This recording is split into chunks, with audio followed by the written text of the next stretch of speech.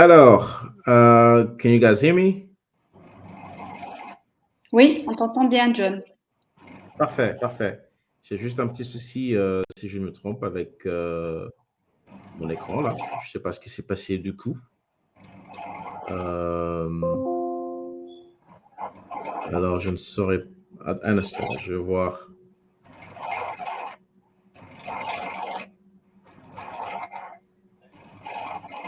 Ok, je vais utiliser mon. Hélène, can you please come here and second me for a second? My mouse seems to be playing Jedi tricks. Alors, Lumna, je vais te demander comment de venir prendre le relais D'accord.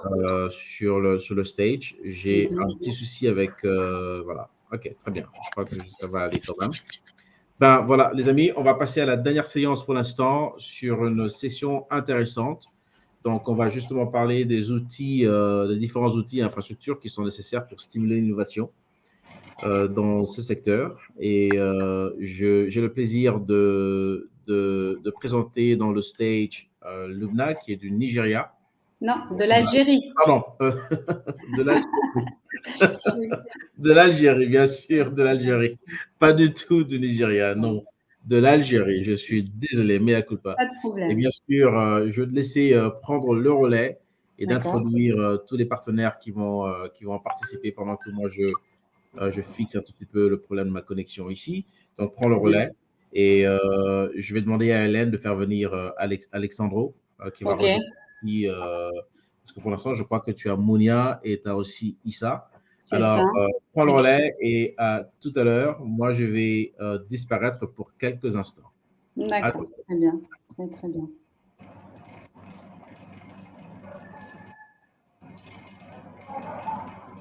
Alors, Hélène, tu es là?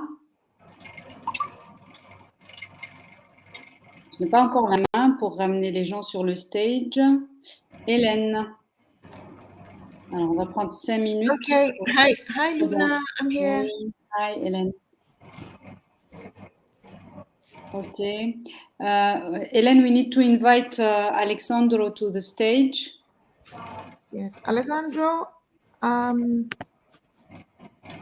also Christian. 1 second. Christian is not available right now. I'm trying to find Alessandro. Okay.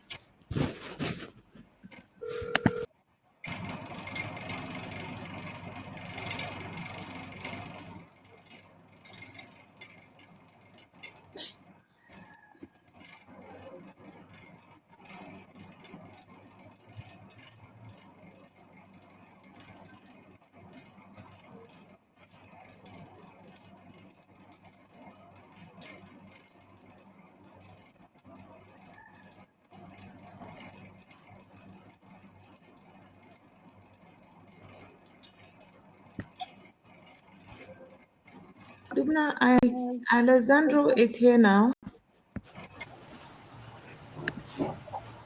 Alexandro is connected. Yes. But we have to invite him to the stage. He's on the stage now. Yes. Okay. I'm not able to find Christian. When I do, I will invite him to the stage. Yes, he was. I think you can go ahead. Yes, he was connected 2 hours ago, I think. I chatted with him. Okay, but now he's not. He's not connected. Okay. Anyway, donc we can start, Hélène. Yes, go ahead. Ok, très bien. Bonjour à tous, je suis Loubna Lehmissi, donc entrepreneur et directrice associée chez Sense Conseil. Je suis vraiment ravie aujourd'hui d'animer ce panel qui va aborder le sujet de quels outils et quelle infrastructure pour développer l'innovation, pour stimuler l'innovation dans la blockchain pour la région de l'Afrique francophone. Alors pour cela, nous avons donc 4 invités avec nous qui ont bien voulu donner de leur temps et apporter leur contribution pour parler de ce sujet. Donc on a avec nous Madame Mounia Derbel de la Tunisie qui représente PATF Tunisie et qui est Business Director de Tracy Communication. On a également avec nous Monsieur Issa Boro du Burkina Faso. Monsieur Issa est directeur adjoint de l'Institut de formation à distance de l'Université de Joseph Kizerbo. Également avec nous Alexandro Kolani du Togo, cofondateur de Crypto Corporate et expert blockchain. Nous attendons également Monsieur Christian Toumba de la République démocratique du Congo, qui est CEO de AZ Pro Design. Donc, merci encore une fois pour votre présence et on va commencer tout de suite. Alors, pour parler des outils et des infrastructures nécessaires pour stimuler l'innovation dans la technologie blockchain en Afrique, il est très important de dresser un état des lieux chiffré, de la digitalisation de la région. C'est ce que nous allons voir avec Mounia. Qui dit blockchain dit forcément digitalisation. Mounia, à toi la parole. Bonjour Loubna, bonjour à toutes et à tous. Je vais juste vous demander d'avoir la gentillesse de couper les micros parce que là, je ne sais pas si on arrive à bien m'entendre. Parfait. Très bien. Alors, je suis Mounia Sabahi Derbel. Je suis Business Director associé de l'agence Tracy Communication, qui est spécialisée en communication et communication digitale. Nous travaillons, entre autres, pour le groupe Inditex, opérant dans le textile et le fashion lifestyle, donc avec les marques Zara, Mango, Massimo Dutti et compagnie. On travaille pour Sanofi en industrie pharmaceutique. On travaille pour la FNAC, Yves Rocher, ainsi que quelques entreprises locales opérant dans la finance, des banques, des assurances ou encore des structures d'éducation, et j'en passe. Déjà, je suis très contente d'être là parmi vous aujourd'hui. J'ai appris plein de choses à partir des sessions précédentes. Et je vais justement vous parler de l'évolution du marketing digital et des perspectives de cette évolution. J'ai commencé, si vous le permettez, par mettre un peu les choses dans leur contexte avec des chiffres, le topo global, donc de la connexion et connectivité worldwide et régionale, Afrique notamment, pour aller vers des choses plus pointues en entonnoir, notamment le marketing digital, donc la crypto-monnaie, la blockchain et son impact sur le marketing digital en passant par les réseaux sociaux et la communication publicitaire. Je vais essayer de partager mon écran et vous me dites si vous arrivez à le voir, s'il vous plaît.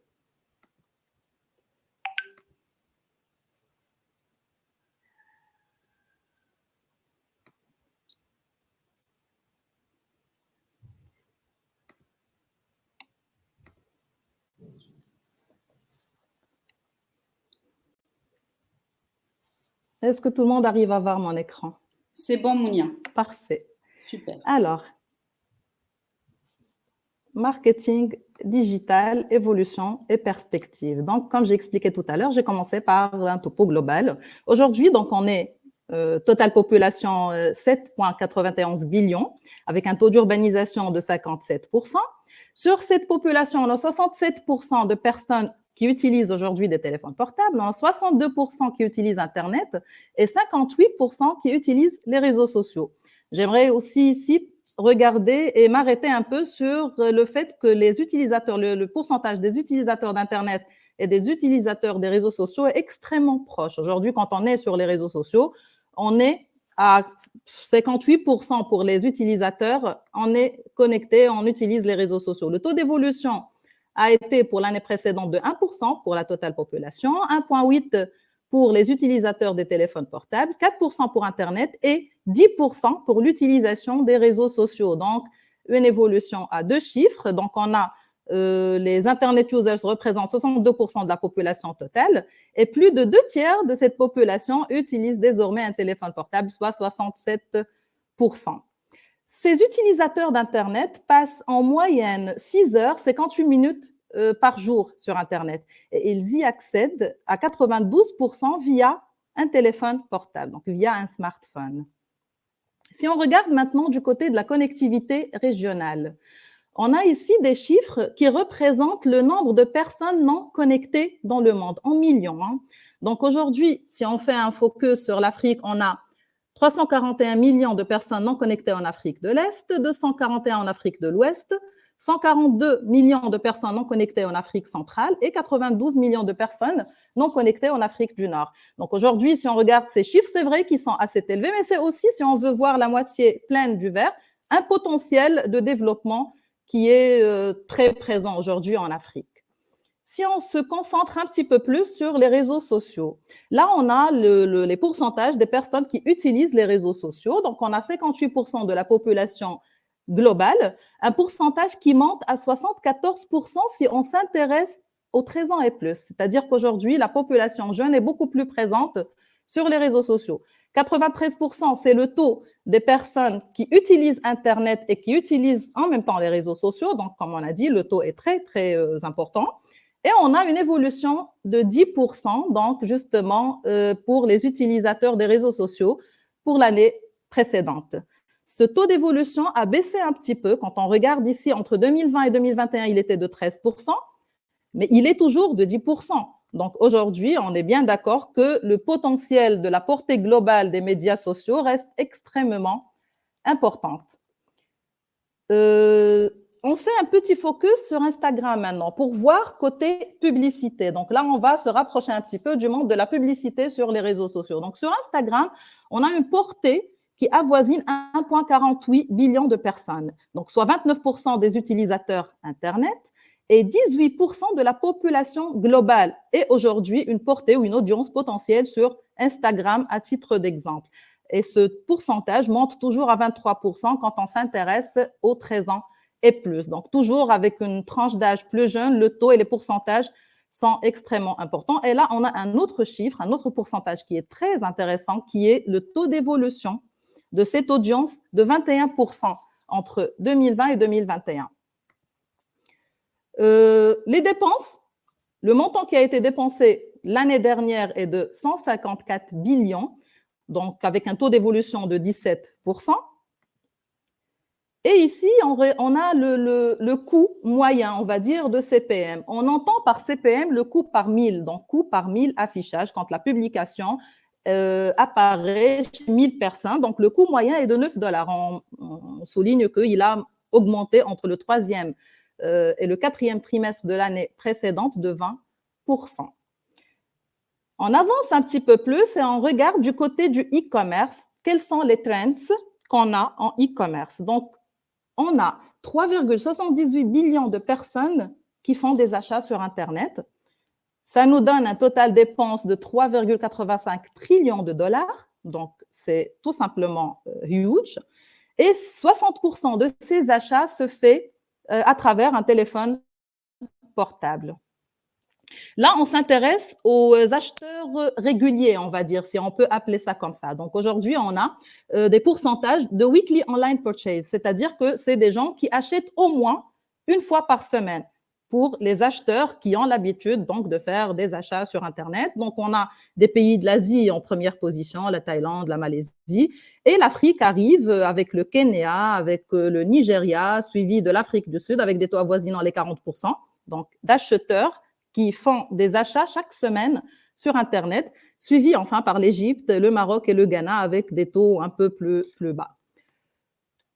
Qu'est-ce qu'on achète sur Internet? Donc, qu'achète-t-on en ligne? On achète des produits électroniques, on achète des produits de fashion, des produits de soins, des produits ménagers, et on achète beaucoup de food and beverage. Quand je dis beaucoup, je regarde et je m'intéresse au taux d'évolution entre 2020 et 2021.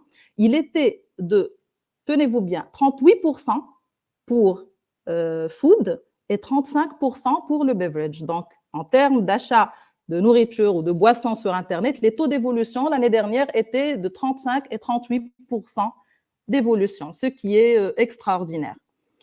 On regarde maintenant du côté de la crypto-monnaie. On s'approche petit à petit donc de justement la thématique de notre bootcamp d'aujourd'hui. Et là, on a des chiffres extraordinaires. Quand je regarde donc ce classement, on a le Nigeria qui arrive en 2e position. Et je ne parle pas d'Afrique, je parle d'un classement mondial. Donc, on a le Nigeria, on a donc juste après l'Afrique du Sud en 4e position. Donc là, c'est le pourcentage des personnes qui ont au moins une forme de crypto-monnaie ou qui utilisent au moins une forme de crypto-monnaie. Donc après, on a le Kenya et après, on a donc l'Égypte, le Maroc et le Ghana qui quand même arrivent et avec un pourcentage qui n'est pas spécialement fort, mais qui quand même commencent à avoir ou à déclarer avoir en leur possession une forme de crypto-monnaie. Et ces chiffres-là font parler beaucoup d'eux. Aujourd'hui, ça fait couler beaucoup d'encre. On a dans le magazine Jeune Afrique, dans un article qui est paru le 14 septembre 2021, on parle de la crypto-monnaie, le jour où l'Afrique est devenue leader mondial. On a aussi un autre chiffre ici, 42% des Nigériens ont déjà eu recours à la crypto-monnaie contre 5% seulement de Français. Malgré tout ça, on a un flou qui règne encore sur la réglementation. Et là, je parle sous le contrôle de nos amis présents ici dans ce bootcamp. J'aimerais bien si quelqu'un peut justement nous donner plus de précision, parce que quand on regarde sur cette carte, par exemple, toujours dans la même source, donc Jeune Afrique, on a, par exemple, le Nigeria, il fait partie des pays où c'est interdit, où c'est prohibé, où la réglementation n'est pas très claire. On a la Tunisie, qui est là comme étant sur cette carte un pays progressiste. Et ceci n'a pas empêché une personne d'aller en prison l'été dernier, rien que parce qu'elle avait en sa possession, excusez-moi, donc une forme de crypto-monnaie. Donc aujourd'hui, on a encore des articles dans notre presse, Bitcoin en Tunisie interdit ou pas, la crypto-monnaie est légale au Nigeria, donc on a encore un flou qui règne un peu sur ce côté réglementaire qu'on devrait bien clarifier. Parce que, par ailleurs, quand on regarde un peu donc l'impact que la crypto-monnaie ou la technologie blockchain peuvent avoir sur donc l'économie d'une manière générale ou sur le marketing digital d'une manière plus particulière, on se dit qu'on a tout intérêt quand même à clarifier les choses. Et on passe directement à l'impact de la technologie blockchain sur le marketing digital. Déjà, cette technologie nous permet de sécuriser la publicité sur Internet. Aujourd'hui, quand on a une publicité sur Internet, on n'a pas vraiment de certitude si on s'adresse à une vraie personne ou à un robot, tout simplement. Donc, la blockchain se présente comme étant une excellente alternative de par sa transparence pour pouvoir justement avoir une réponse précise et être sûr de nos interlocuteurs ou de notre audience plutôt. Sécuriser donc la publicité sur Internet. Aujourd'hui, le client, il paie sur la base de KPIs, il paie sur la base de clics, de react, d'engagement ou encore de recrutement. Et ça nous donne une certaine certitude quant à la qualité de notre politique de ciblage. On a aussi donc le marketing d'influence. Donc aujourd'hui, les influenceurs, je pense que c'est général, donc c'est une grosse tendance. Aujourd'hui, le marketing d'influence a sa place dans la communication digitale. Et la technologie blockchain nous permettra justement aussi d'avoir une certitude par rapport à la communauté de ces influenceurs. C'est-à-dire aujourd'hui, on peut, grâce à la technologie blockchain, savoir si cette communauté, c'est de vraies personnes ou c'est des bots, tout simplement. Donc, on va réduire considérablement le nombre d'influenceurs, mais on ne va laisser que les principaux qui ont une vraie communauté qui peuvent justement influencer dans un sens ou dans un autre. On parle aussi de tokenized marketing. Donc là, c'est une technique qui a été inspirée de l'univers du gaming. Le principe est très simple. Là, on parle de collecter de la data personnelle en échange de crypto-monnaies. Et beaucoup d'études ont montré récemment que quand la personne est payée, elle est beaucoup plus prédisposée à donner sa data, à donner des informations fiables, à prendre plus de temps pour remplir donc, un formulaire pour donner du coup une data qualifiée. Donc, tout simplement, le tokenized marketing, c'est payer les gens via une crypto-monnaie pour avoir une data qualifiée. On a aussi donc la facilité du suivi de la chaîne de production, que ce soit pour la personne qui vend sur Internet, parce qu'on sait tous que on sait très bien que grâce à la transparence de cette justement blockchain. J'ai reçu un coup de fil, c'est pour ça que ça m'a un petit peu déstabilisé, je suis désolée. Donc, grâce à la transparence de la blockchain, on peut aujourd'hui avoir une traçabilité pour le vendeur, tout comme pour l'acheteur. Aujourd'hui, il peut avoir des informations même sur la pratique de culture, la récolte, le mode d'élevage, et j'en passe. Donc, ça lui permet d'avoir toutes les informations dont il aura besoin pour faire son achat en toute sérénité. Optimiser la gestion de données sur les moteurs de recherche. On a entendu parler de 2 moteurs de recherche qui ont été créés en 2018 déjà, qui sont le BitClave et le Presearch. Grâce à ces systèmes, donc les internautes peuvent assurer par eux-mêmes la gestion et l'actualisation de leurs data personnelles. Donc, les gens, ils peuvent aller directement sur la blockchain et les revendre à des annonceurs. Et là, on est au moins sûr du respect total du règlement général sur la protection des données. Donc, voilà, globalement, c'est ce que cette blockchain nous apporte en marketing digital. Je suis sûre que la liste sera de plus en plus longue dans pas longtemps. Et c'est dans ce sens que nous avons tout intérêt à clarifier les choses d'un point de vue purement réglementaire et aussi de mettre beaucoup d'énergie.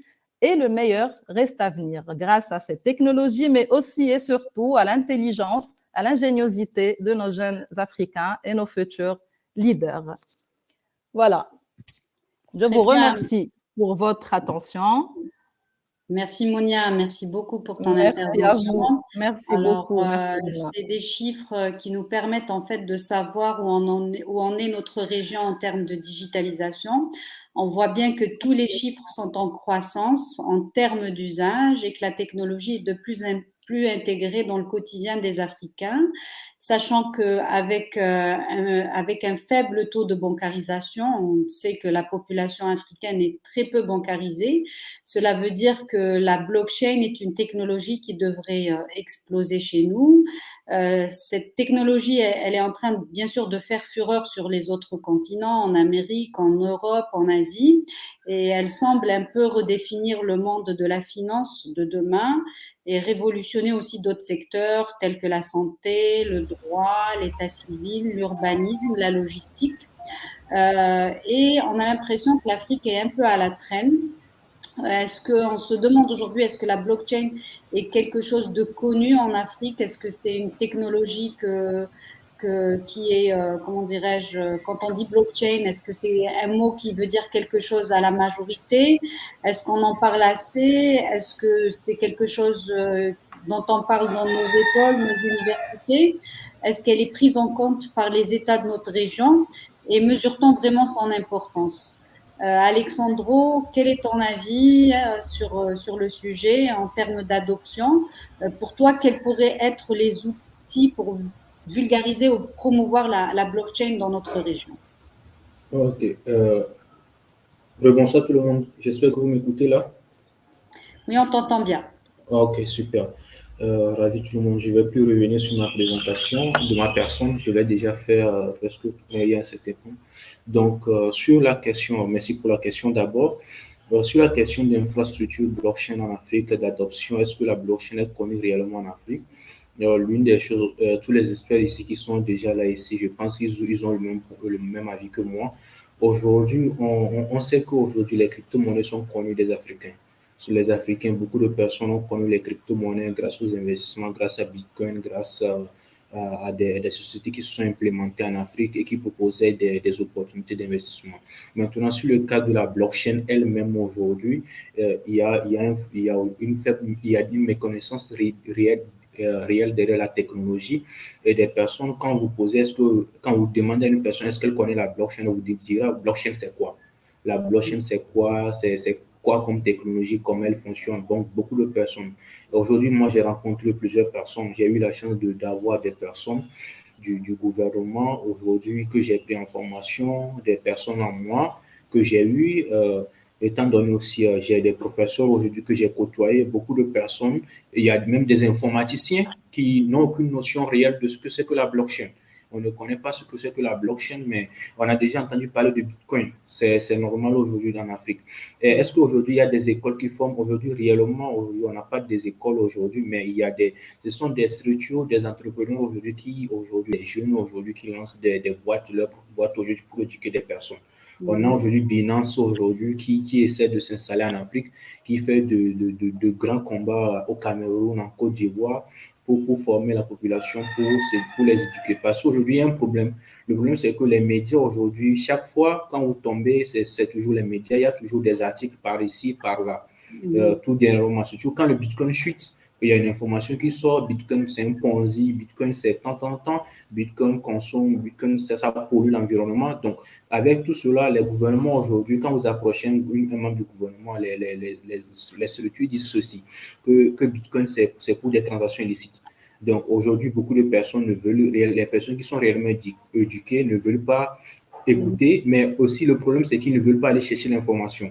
Le problème aussi des Africains, on ne veut pas aller chercher l'information, comprendre réellement le domaine. Donc, aujourd'hui, au niveau des infrastructures, on manque réellement d'infrastructures aujourd'hui pour vulgariser le domaine. Donc, les solutions aujourd'hui que nous pouvons avoir, c'est d'avoir aujourd'hui, on vient de faire un bootcamp comme ça, c'est d'arriver à mettre en place des bootcamps comme ça de formation sur la blockchain pour les Africains et aussi d'arriver à mettre en place des formations en présentiel parce que le contact humain aussi reste très important.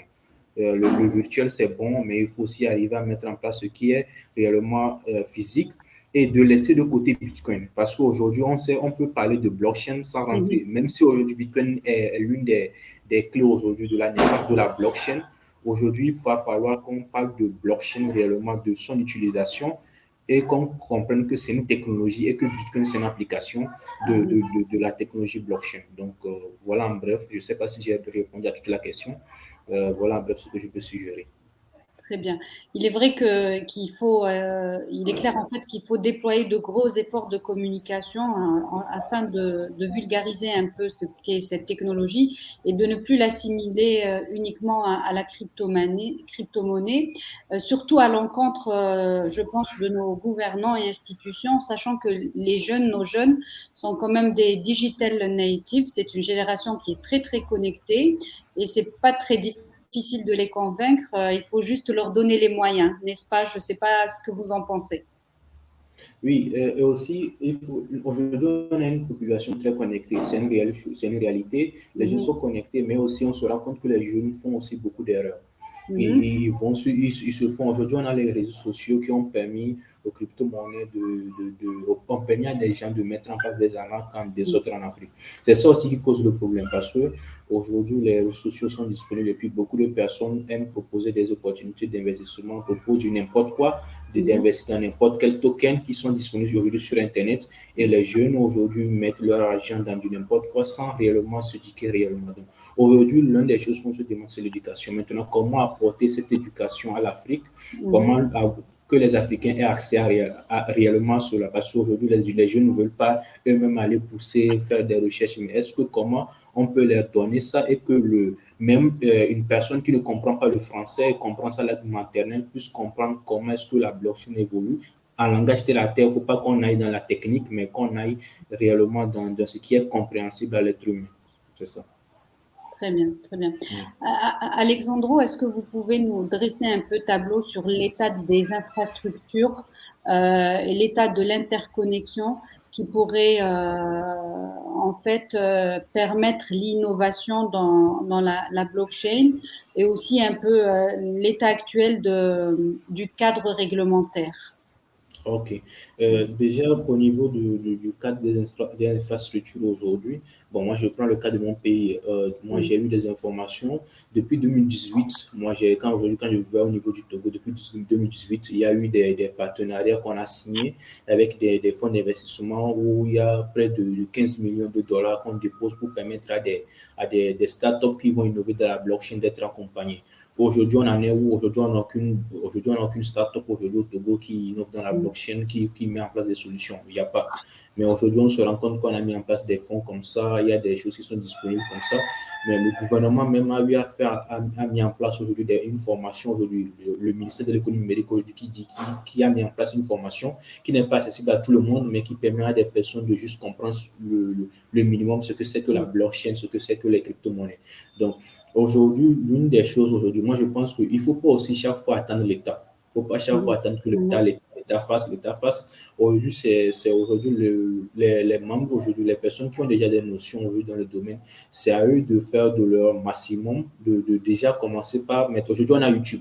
Aujourd'hui, les jeunes, aujourd'hui, la population, aujourd'hui, c'est TikTok, YouTube et Instagram. On peut passer déjà par ces moyens de médias-là et diffuser l'information réelle à ces personnes-là, que c'est important aujourd'hui de se dire que réellement, que c'est important. Il faut aller. Aujourd'hui, on a des startups. Il y a Ganawel qui est là, qui ont des boîtes. Il y a John qui est là, qui ont des boîtes aujourd'hui, qui peuvent former des personnes dans ce domaine-là.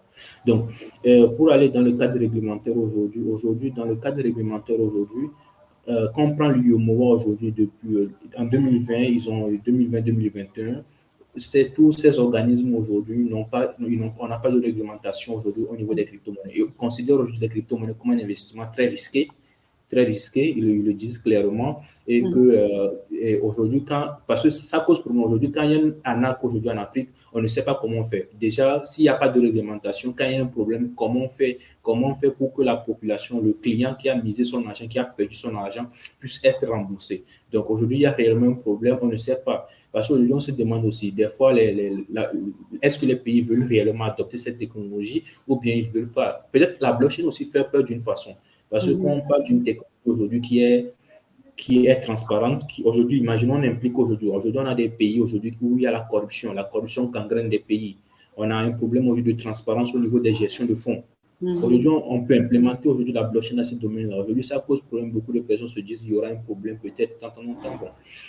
Au niveau, aujourd'hui, quand on prend la CEMAC, Consumaf aujourd'hui, qui en 2021, au niveau du Cameroun, avait discuté qu'il devait mettre en place des réglementations. À l'heure actuelle, d'abord, on n'a pas encore des informations sur les réglementations, on n'a aucune information quand même, mais aujourd'hui, c'est l'une des choses. Moi, aujourd'hui, mon avis personnel, c'est que je suis d'accord aujourd'hui qu'on ait une réglementation au niveau des crypto-monnaies, mais que ça soit une réglementation conforme au marché des crypto-monnaies, qu'on n'applique pas les réglementations du marché financier traditionnel au marché des crypto-monnaies, parce que ça, c'est un marché purement différent et qu'on puisse mettre en place réellement de meilleures solutions pour qu'aujourd'hui, les gens qui sont là puissent développer ce domaine-là. Parce que je discute aujourd'hui avec plusieurs entrepreneurs français. Il y a ce même problème en France aujourd'hui. On se rend compte qu'aujourd'hui, les Américains l'adoptent, les entrepreneurs américains. Il y a des gens qui quittent la France pour aller s'installer en Europe, dans des pays où c'est plus avantageux de mettre en place ces structures blockchain et d'apporter des solutions.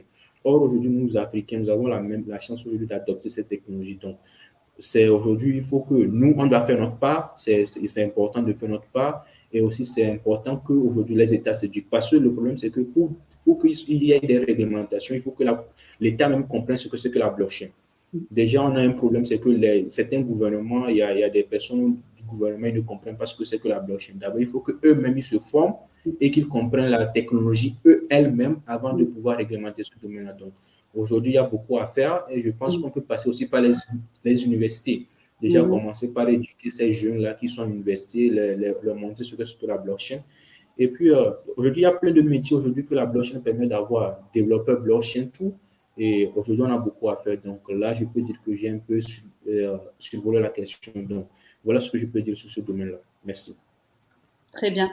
Docteur Issa, alors, à votre avis, est-ce qu'il y a d'autres freins à l'essor de la blockchain dans notre région? Et surtout, sur quel levier peut-on agir pour avancer vite et bien? Merci, Lubna. Oui, je crois que déjà, la manière de présenter les avantages de la blockchain, ça permet de voir globalement ce qu'on peut en attendre comme frein, hein, ce que la technologie peut rencontrer comme frein et éventuellement les leviers qui permettraient son développement. Alors, les avantages, souvent, quand on présente la blockchain, on insiste sur cette décentralisation, cette déconcentration qui permet vraiment de renforcer la sécurité. On parle également de la transparence des transactions infalsifiables. Et donc, en gros, on insiste sur la sécurité, mais on perd de vue quand même, comme l'a dit Alexandro tout à l'heure, la complexité de la technologie. C'est une technologie qui, d'ailleurs, on s'en rend compte quand on l'explique, on est obligé d'utiliser des schémas assez sommaires pour vraiment convaincre le large public. Mais cette simplification n'est pas suffisante pour convaincre assez les gens d'aller de l'avant dans l'adoption de la technologie. On se rend compte que autour de nous, surtout je vais parler du contexte africain, nous n'avons pas beaucoup de gens qui maîtrisent la technologie. C'est juste une élite restreinte, quelques geeks, passionnés, qui ont pu s'engager assez dedans pour acquérir cette maîtrise qui les rassure pour aller de l'avant. Pour que le grand public puisse y venir, il faut que vraiment la maîtrise, la compréhension aille beaucoup au-delà. Et ça constitue un frein assez sérieux. Mais au-delà même de cette complexité, il faut dire que de façon générale, même quand on arrive à comprendre la technologie, on se rend compte que il y a des intérêts divergents pour les parties prenantes. Les banquiers, par exemple, n'ont pas intérêt au développement de cette technologie qui, non seulement va supprimer des emplois, mais va leur retirer un certain contrôle sur lequel repose, j'allais dire, leur revenu. Donc, on a vu par exemple le Salvador, quand il a voulu officialiser le Bitcoin comme monnaie de transaction, la Banque mondiale et le FMI se sont opposés. Il a fallu faire un choix. C'est vrai qu'il y a des intérêts vraiment divergents en la matière. Donc, ça ne contribue pas à favoriser le développement, ça fait partie des freins. Et bon, je dirais de façon un peu plus restreinte, comme la technologie est récente, elle effraie. Elle effraie. Il faut dire que en Afrique, ici, quand on parle de transparence, c'est pas tout le temps que c'est considéré comme une bonne chose. Il y a des moments où, effectivement, cette transparence effraie. Les gens préfèrent plutôt une certaine discrétion dans la gestion de leurs affaires. Et donc, cette transparence peut plutôt constituer un levier en contexte africain. Néanmoins, bon, je dirais que il y a des solutions. C'est certainement la formation, parce que je disais tout à l'heure qu'il n'y a pas assez de spécialistes qui maîtrisent. Alexandro a dit qu'il n'y a pas d'école, mais c'est une réalité. C'est vrai que si vous regardez en Afrique, les initiatives qui permettent de se former dans le domaine de la blockchain, c'est des initiatives, j'allais dire, privées, isolées. Il n'y a pas d'accompagnement de masse pour une vraie vulgarisation de cette technologie. Or, si effectivement on pouvait développer la formation et l'accompagner justement de la sensibilisation aux avantages, je crois que ce serait un bon levier pour le développement de cette technologie en Afrique. Bon, par ailleurs, on a besoin de sécurité. Il faut dire qu'en Afrique, il y a pas mal de piratage, de détournement. Vraiment, bon, que ce soit au niveau des documents, des diplômes et partout dans tous les domaines, vraiment, les gens sont sur leur garde parce que il y a toujours des dangers autour de nous, d'innombrables dangers, et on a du mal à s'en préserver. Avec cette technologie qui nous promet une sécurité vraiment inviolable, je crois que c'est assez attrayant et ça fait partie des leviers qui peuvent vraiment encourager les gouvernants et même les particuliers à adopter cette technologie. Bon, pourquoi pas, si nous pouvons présenter des expériences réussies, que ce soit des expériences locales ou des expériences venant d'ailleurs, je crois que ça contribuerait aussi beaucoup à renforcer l'élan vers cette technologie. Je crois que ramasser comme ça, voilà, c'est ce que je présenterai comme frein et levier pour l'essor de cette technologie.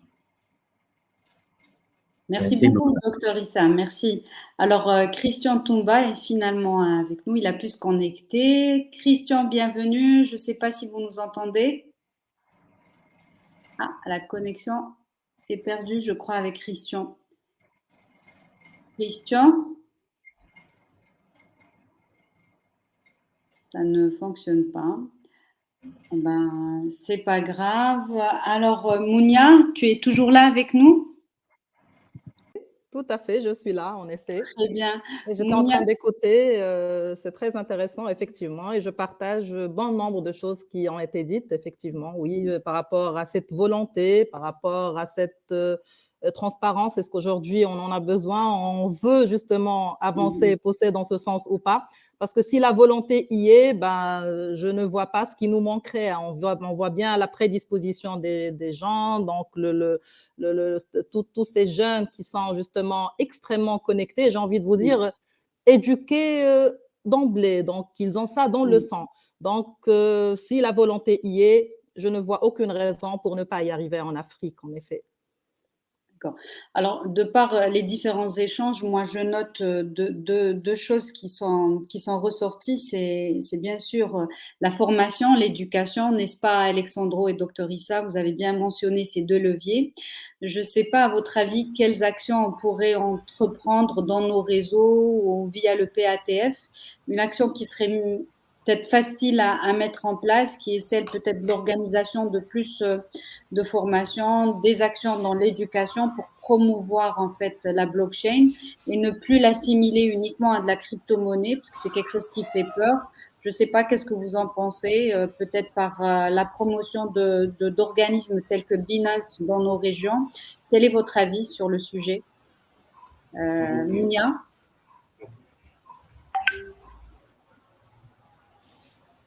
On ne t'entend pas, Mounia, ton micro est coupé.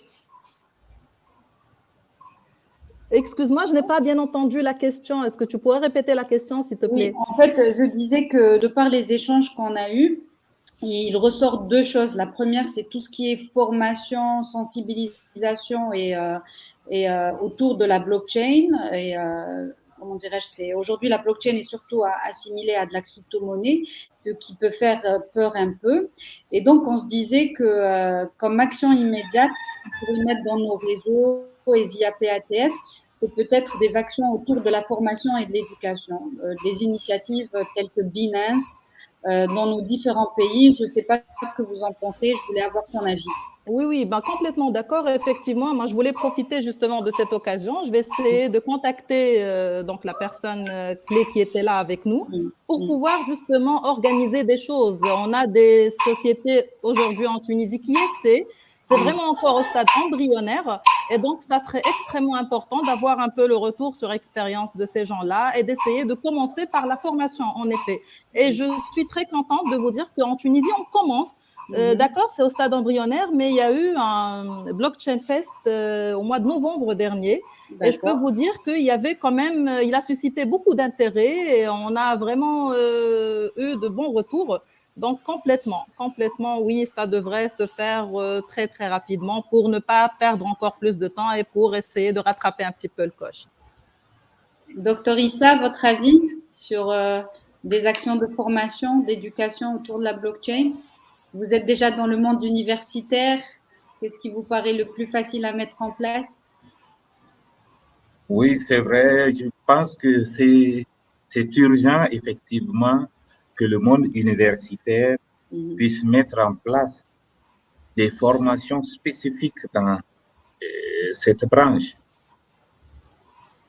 Et pour moi, nous avons des spécialistes, des opérateurs comme PATF qui sont capables de mobiliser à travers le monde des réseaux de connaissances vraiment fiables et solides dans le domaine.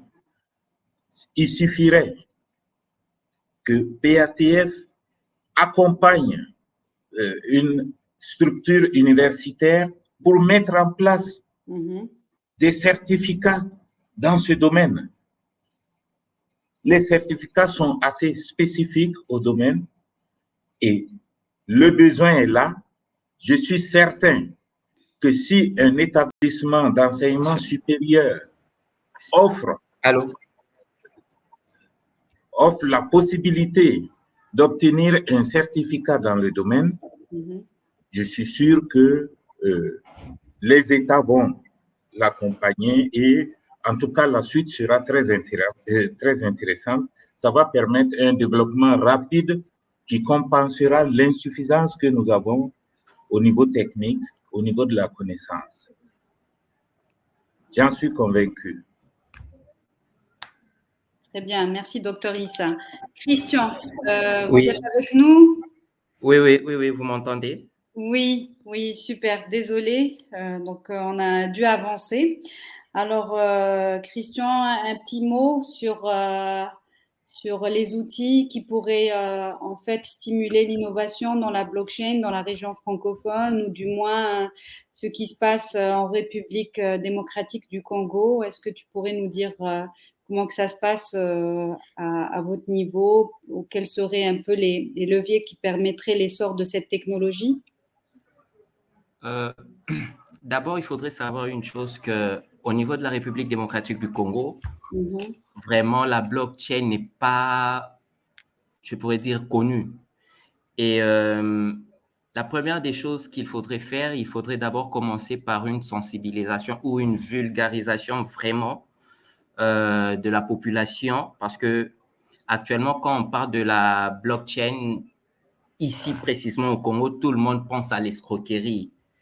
Les monnaies virtuelles, tout ça, c'est de l'escroquerie. Alors, il faudrait vraiment une forte vulgarisation et sans oublier que actuellement, le marketing digital s'avère un moyen vraiment efficace pour faire une très grande promotion, une grande vulgarisation pour atteindre vraiment un grand nombre de la population, faire connaître c'est quoi la blockchain, l'importance, les avantages et tout ce qui va avec.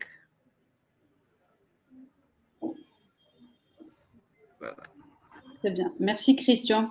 Alexandro, un mot sur des actions immédiates à mettre en place pour tout ce qui est formation, éducation? Oui, par rapport à la question, les solutions aujourd'hui que nous pouvons mettre en place, c'est d'abord, le PATF déjà vient de faire un bootcamp, c'est d'être capable de le faire ainsi, pendant chaque mois peut-être, je ne sais pas, mais d'être capable de le faire ainsi, et surtout le privilégié aussi d'être capable de le faire en privé. Une chose que j'ai compris aussi, c'est que quand on fait des formations et puis à la fin on dit qu'on va donner des certificats, quand ce sont des trucs d'ordre, docteur Issa l'a bien rappelé, Surtout quand c'est d'ordre scolaire, c'est une connaissance réellement qu'on va donner et puis on parle de certificat. Il y a une majorité de personnes qui vont toujours aller parce qu'ils cherchent chaque fois des compétences, des certificats ajoutés à leur CV. Donc, il y a beaucoup de personnes qui iront pour aller se former parce qu'ils ont compris que c'est un certificat qu'on allait donner et puis ça. Là, on aura des personnes qui seront là pour écouter, pour comprendre réellement ce domaine. Donc, il faudrait aujourd'hui, si c'est possible, de maximiser réellement sur ça et de travailler avec aujourd'hui le marketing digital, d'être capable de travailler avec des boîtes déjà existantes, de faire la promotion sur ce domaine. Donc, avec ça, déjà, je pense qu'on peut faire beaucoup de choses déjà sur ce domaine en Afrique. Très bien, très bien. Donc, on note en numéro 1 tout ce qui est formation et éducation. Et tout à l'heure aussi, il y a un point qu'on a soulevé, c'est de mettre plus en avant les réussites, donc des innovations qui ont été faites par certains pays africains dans le domaine de la blockchain. Tout à l'heure, Mounia, tu avais mis un graphe qui démontrait que le Nigeria était... Merci Christian. Il y avait un graphe où on voyait le Nigeria en 2e position sur un classement mondial. Complètement, complètement. Et j'ose vous dire que ça m'avait un petit peu étonnée, ayant pris donc du temps pour voir un petit peu comment est-ce que ça se passe en Afrique. Je savais qu'ils étaient assez en avance, mais je ne m'attendais pas à voir une 2e position, en effet. Hein. Très bien. Et donc, je disais, voilà, il y a certains pays africains qui ont adopté la blockchain et qui ont réussi certains projets, mais là, c'est pas assez visible. Donc, peut-être qu'il serait intéressant au niveau du PATF de highlighter, de mettre plus en avant ces réussites, ces success stories, ce qui va permettre, en fait, de challenger les autres pays et aussi d'apporter un certain niveau d'information à nous tous et profiter quelque part de l'expérience des autres et mutualiser un peu ces expériences-là. Je ne sais pas si vous avez, comment dirais-je, des success stories dans vos pays respectifs, Alexandro peut-être ou Christian. Et est-ce que vous pouvez nous en dire un peu plus? Ok, Bon, personnellement, ici en RDC, il n'y en a pas parce que il y a, je crois, en 2020, la Banque centrale ici en RDC avait vraiment interdit tout ce qui concerne la blockchain. Donc, jusqu'à preuve du contraire, ici au Congo, c'est vraiment interdit. On essaie de faire ça de façon, si je peux dire, de façon officieuse, mais de façon officielle comme ça, en tout cas, on n'accepte pas la blockchain ici au Congo. Je ne sais pas, peut-être Alexandro, chez lui là-bas, si c'est accepté. Parce qu'ici au Congo, il n'y en a pas. Alexandro? Oui, ici au Togo, principalement, étant donné que le gouvernement était très ouvert sur le numérique, le numérique et sur tout ce qui est, comment on appelle, innovation. Au Togo, principalement, le gouvernement est bien ouvert, mais c'est-à-dire qu'il n'y a pas les données, les accompagnements nécessaires pour que ce secteur puisse évoluer.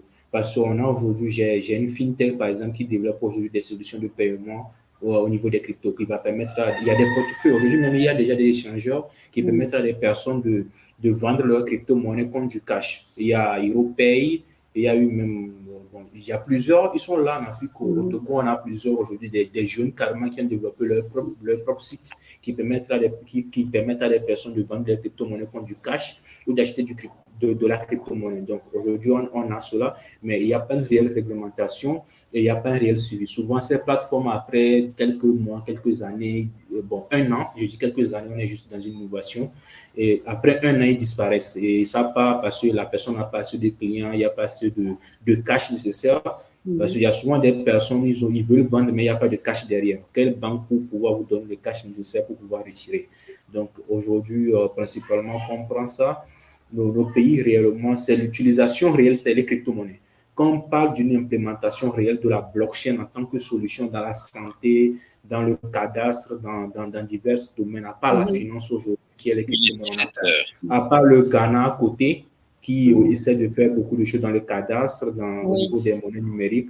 Aujourd'hui, il n'y a pas réellement aujourd'hui beaucoup de choses. Il y a l'Éthiopie, les pays anglophones. L'Éthiopie aujourd'hui qui signe des partenariats avec la blockchain Cardano, ADA, qui essaient de faire beaucoup de choses. Donc, on a beaucoup de pays des pays anglophones qui font de bonnes choses, mais les pays francophones, actuellement, c'est en étape de discussion. On ne sait pas réellement ce qui se passe. Très bien, mais on pourrait quand même s'inspirer de ces pays-là qui sont quand même sur le même continent que nous, qui sont plus ou moins, on a des similitudes en termes déjà de géographie, d'économie, de ressources, etc. Et c'est vraiment dommage qu'on soit aussi proche et qu'il y ait des success stories dans certains pays et pas d'autres. On devrait plutôt s'en inspirer. Mounia, pour la Tunisie. Bah écoutez, franchement, on va dire qu'on est loin du Nigeria. Hein. La volonté y est, mais franchement, il y a encore beaucoup à faire. Hein. Il y a beaucoup à faire. Et aujourd'hui, j'ai envie de dire que si on essaie de canaliser un peu ce qui a été dit jusque-là, l'approche, elle doit être tridimensionnelle, si on veut. Hein. Il y a les gouvernements, donc la réglementation, qui est un point majeur, parce que si on n'arrive pas à régler ça, ça ne va pas pouvoir se faire de la façon la plus fluide qui soit. Il y a donc les jeunes et la formation, et notamment, oui, à travers le système académique, universitaire, pour que ça soit, pour qu'ils arrivent à avoir quand même une certaine imprégnation très tôt.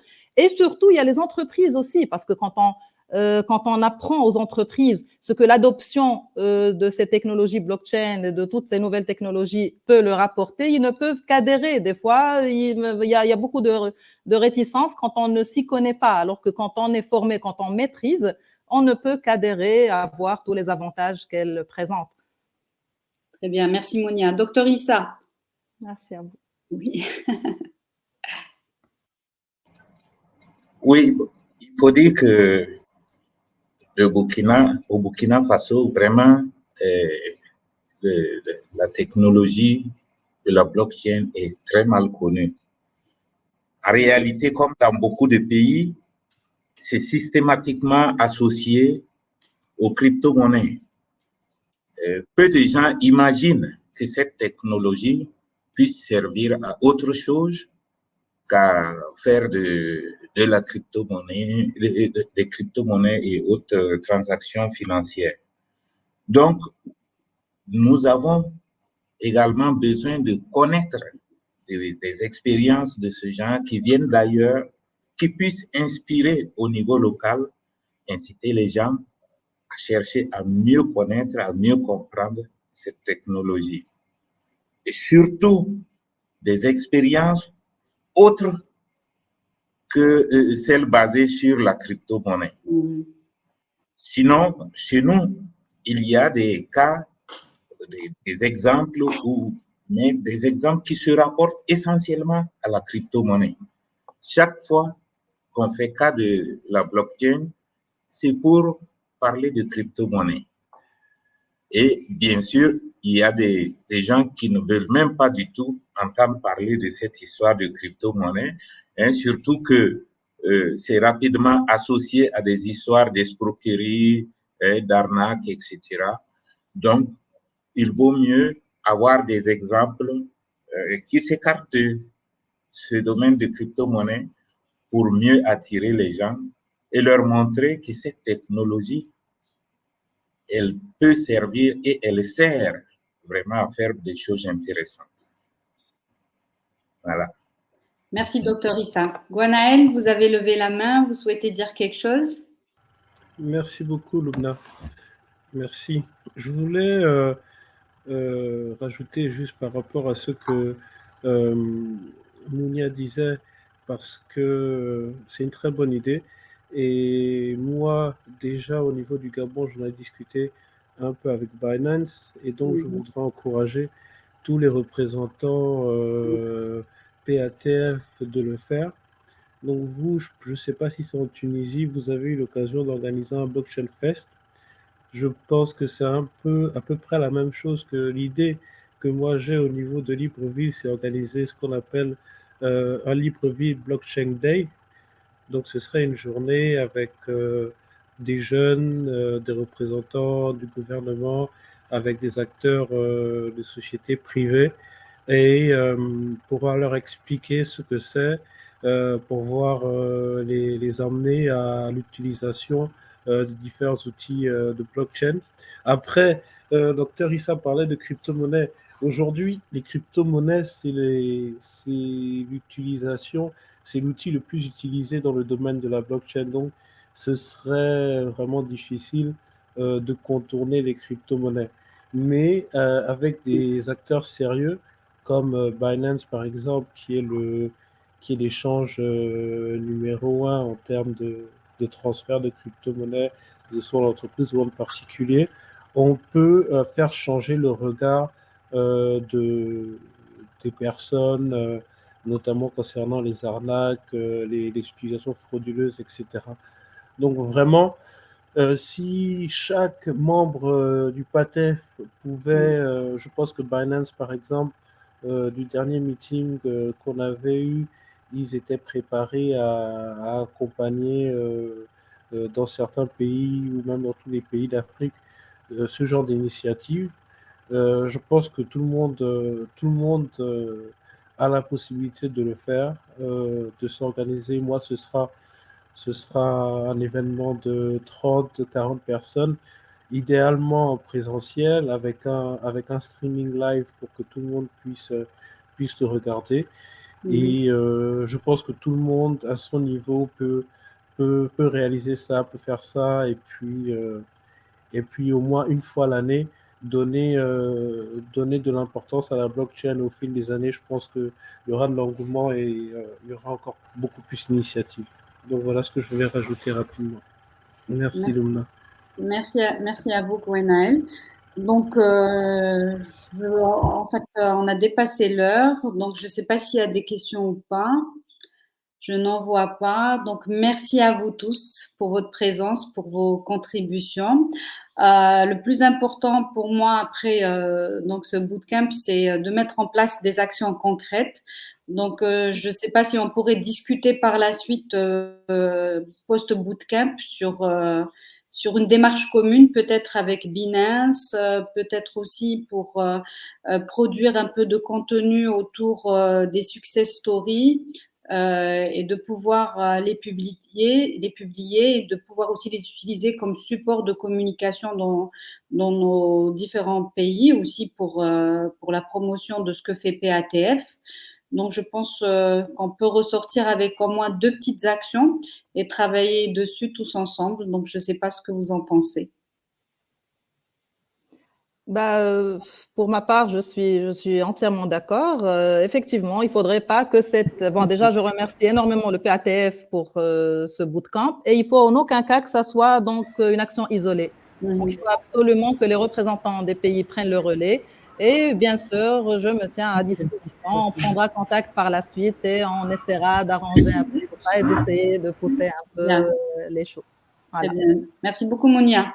Merci beaucoup à vous. Merci à vous tous. Merci, Lumna. Merci. Merci. À très bientôt. Je ne sais pas si Hélène est là pour faire la clôture. Hélène? Alors, très bien. Merci beaucoup, Lumna. C'était c'est John. Très bien. Merci beaucoup. Merci tout le monde. Merci d'avoir été ici. Merci, Monia.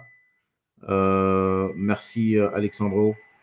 Et voilà. Donc, ce que je vais faire, c'est que Hélène, est-ce que tu es là? Comme ça, you can come on stage. Merci, Christian. Hélène, just come on in and let's wrap this up. Okay, I'm here. You've been such an amazing woman, an amazing host and leader for the PATEF. Yeah, look, the sun is coming out right now. I've been up since 3 a.m. I've had 10 cup of coffees. So this is it. Just make sure that you put in the report for PATEF that I've had about 10 cup of coffees today.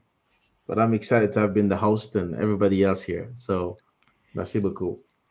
So are you going to speak in French or are you going to speak in, do you have like a teleprompter or something to say a few words in French? I think the last time I had to say a few words in French, I tried to prepare and got someone to coach me a bit. But if you remember, John, I think I said very few words in French and then you encouraged me to speak English. So here we go. Do your thing. Okay, so just want to say thank you very much to everyone who's turned up for this event. Pan-African Tech Foundation is a very young organization. It's about a year and a few months old. I think about 4 years ago, I was attending various conferences in blockchain and AI across Europe.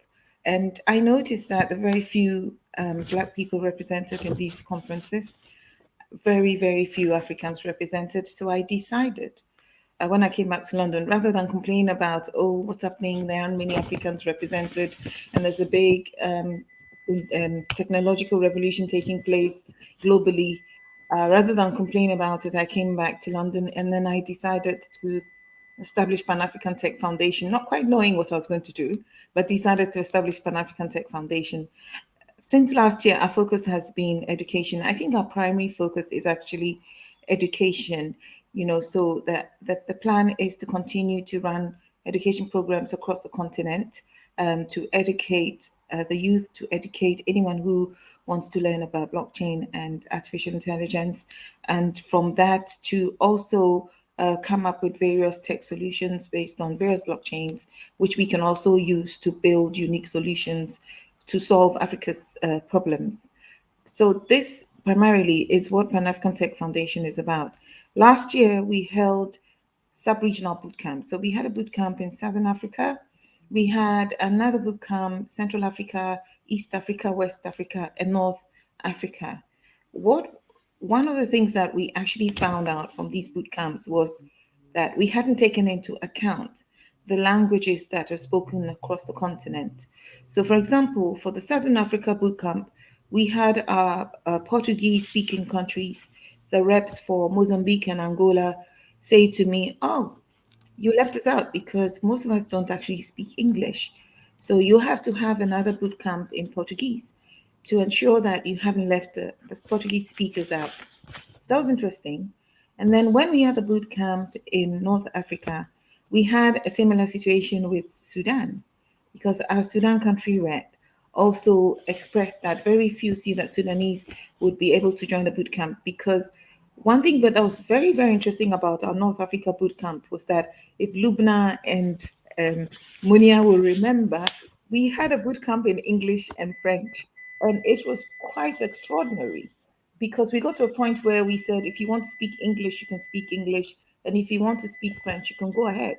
But that was quite interesting, because I think you found out that sometimes language is not necessarily a barrier, because I think the message got across quite well.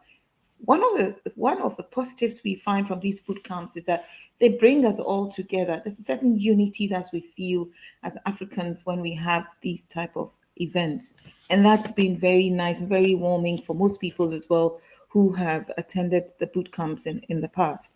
So this year, the plan was to have language boot camps across the continent. The first one, obviously, being the Francophone boot camp. So we also have plans for Portuguese boot camp this year, and also an Arabic boot camp, which is actually going to be an in-person program in Sudan. We also have plans for a Swahili boot camp, which we're working on as well. And so that's what we have in store for 2022, particularly in respect of boot camps. We like boot camps. We know that, technically speaking, these are sessions which only last 7 to 8 hours in a day. So for us, for the intensity of the program, we refer to it as a boot camp. This year, we're focusing on training software developers as well.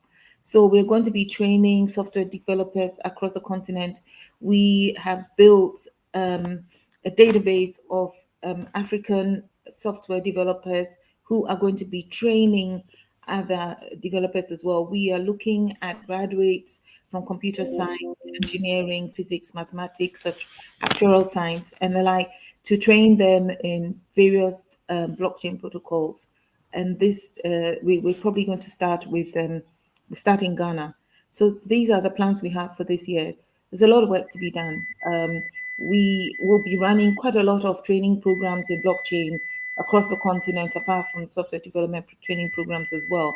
And there are other things we do as well. We're looking at various fintech solutions and also remittance solutions, quite a very interesting, innovative remittance solution that we have in mind as well.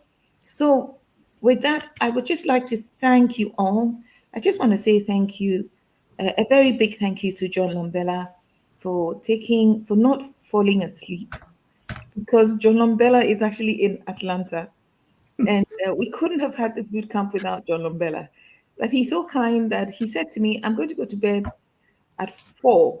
Imagine going to bed in the afternoon just so you can wake up in Atlanta at the time when people in the GMT time zone were up, so you can run an 8-hour program." Wow. Thank you very much. It's really exemplary. Thank you so much. So thank you, John Lombella. Thank you, Gwynel, D'Souza, and Erwin, who helped to plan this boot camp. Thank you so much. Really, really appreciate it. And also, I want to say a very big thank you to Kaula Tamfuri, who was our artificial intelligence trainer. Kaula is amazing. You know, sometimes when I ask Kaula if she will train for us in French, because I think Kaula is our main Francophone artificial intelligence trainer, sometimes I think she knows the presentation so well that she may not even need her material. But Kaula is brilliant. So thank you very much, Kaula. Just want to also say thank you to William Fahim, who is actually our North Africa lead. And so thank you so much, William, for taking the entrepreneurship session, which was also quite brilliant. It's quite amazing. Thank you so much, all who participated in the entrepreneurship session as well. I took note of a lady in the audience. I'm not sure if I got her name right, but I think it was Maria Ingai. I could be wrong. Thank you so much, Maria, for participating as well in the entrepreneurship session with me. I also would like to extend my thanks to Kireen Dikembe from Binance for gracing this occasion with her presence, and also being here to represent Binance and to give us various insights from a Binance perspective. Kireen, thank you so much for your time. Thank you for the time that you spent helping us to get to this stage and helping us organize the program to get here. And we hope to, run a few more programs with Binance in mind. Thanks very much. I'd like to say thank you to those who participated in the first panel. In particular, I think we had Remy, but John Lombella, I think, stood in as the moderator. So thanks again, John. I know I can always count on you. I think you're also aware of that. That's very good.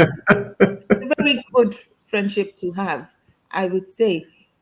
Georges Fualeng, thank you very much for taking part in the program as well. And I think I don't want to miss anyone out. I know Tumimio Ibrahim was in the audience, and I just want to say thank you to him as well from Comoros. Remy, Simo, and Ralphin K, thanks as well. I want to extend also special thanks to Issa Nakoye from Chad for his input and his contribution to the first panel. And also to Diallo Yero, we are really, really thankful that you were able to join us in the first panel. And thank you so much for the insights that you shared, also from I guess, a Cote d'Ivoire perspective too. For the second panel, we had Lubna as the moderator. Thank you so much, Lubna. It's always a pleasure. It's always a delight to have you on the program. And also we had Munia Debel. Munia, it's amazing to have you on our programs. One thing I know for sure is that if Munia is invited to join a panel, she's going to give a presentation, and she didn't disappoint me. She gave her presentation. Thank you, Munia. That was awesome. Dr. Issa Boro from Burkina Faso, thank you so much. I hope you managed to get your students to join the bootcamp, because that was a conversation I was having with you in the last few days, that you try to get your students to join the bootcamp. Dr. Issa Boro is a professor at a university in Burkina Faso. And Christian Ntumba, thank you so much. Christian is from DRC. Thank you so much for joining us in the last panel as well. Alexandra Kolani, I have not forgotten you.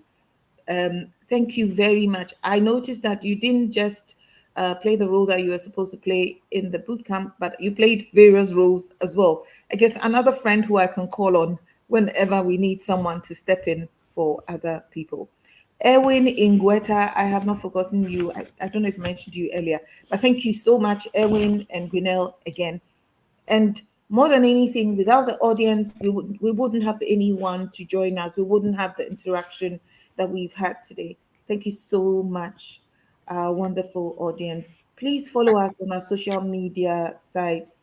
Check us out on our website. And, you know, if you want to work with us, take part in anything that we're doing across the continent, please feel free. There's room for everybody. So with that, I just want to say the boot camp has ended, and John can go to bed. Thank you very much, Hélène. I can finally go to bed. You guys can see my eyes, but listen, it's been an honor. I'm always very happy to serve. My calling is to serve. And I'm here because I love what I do. I understand the pains of being an entrepreneur. I understand what it means to seek and see opportunities. I'm here in the US, not because I'm on vacation, but because I'm working. Even if I am sleeping at 4 o'clock, I am going to bed because I'm working, even in my sleep, and thinking exactly what I am going to be doing as I wake up. So that's the true entrepreneurial spirit. And we need to be able to collaborate together. If we want to succeed as an African people, we need to learn and realize that the time is now.